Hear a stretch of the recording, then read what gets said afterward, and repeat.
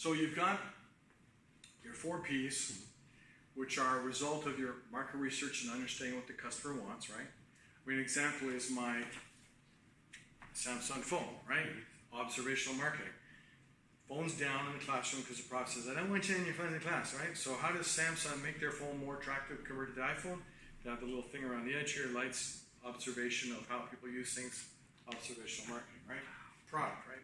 So you got your 4 Ps, you got your 6 environments, you got your target market segmentation. Now, the overall big picture 25,000 foot view is how the company orients itself. And classically, we talked about companies who focused on the product as having a product orientation. And that's the way things were after the Second World War, when everybody came back from Europe and companies had geared up to make large numbers of things in assembly line, and now you're producing fridges and cars, etc., for the North American audience. And that stayed as the way people oriented their company for many, many years. When they describe things, they describe in terms of the FABs. The FABs are features, advantages, and benefits, all right? So I'm talking about the 3 orientations. So I'll explain with my Omega Seamaster Chrome, which I much prefer to my Rolex. So here's an example of a product orientation. And you can recognize this in TV commercials when we talk about the physical features. They walk up to somebody and they say, I want you to buy this watch. It's got a rotating bezel. It's got this little thing here you can press, so 5 minutes on each side for the steak. Actually, I like it for myself. Right? So a product orientation is when you try to get people to buy the product by describing the luxurious detail of this and where it came from. It's Corinthian leather and stainless steel from, etc. That's a product orientation. And most companies think that if they do a really good job of that, the people will be so excited they will pay for it, right?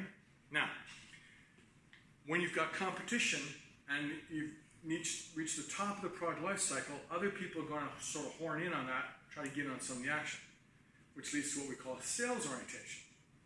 So sales orientation is when you walk up to somebody and say, you know about this watch. If you give me $200 now, $80 a month, you can have this watch right now. Take it. Wait. You know her? You both went to U of T? Okay. So because of that, I'll give you a 10% discount. Wait, this is what? Tuesday? Okay. $50 a month, you can have this watch. Take it right now. Put it on your wrist, right? That's a sales orientation, okay? Now, a marketing orientation is you walk up to someone and you say, you look like you're kind of fit. You do any swimming? The student says, no. Walk away. You look like you're kind of fit. Do you do any swimming? Yeah. Now, do any scuba diving? No. Okay. Anybody here do any scuba diving? Okay. Now, you know how important it is to know how many minutes you got left in your tank when you're down there.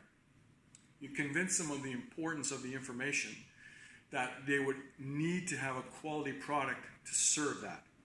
So then you talk about the FABs, about how it has rotating bezel, etc. So what you're doing is you're engaging with the potential customer through a series of questions, marketing in a sense, to make sure you understand what they actually want, and then you give them that in explanation. That's called a marketing orientation. And that's a higher level of explaining things to people. And the way you do that on the website is by allowing people to select things. Click here if you like this, click here if you like that, and then we'll tell you more information about it. Not just blasting them with all kinds of things they may or may not be interested in. So those are the 3 different orientations of business.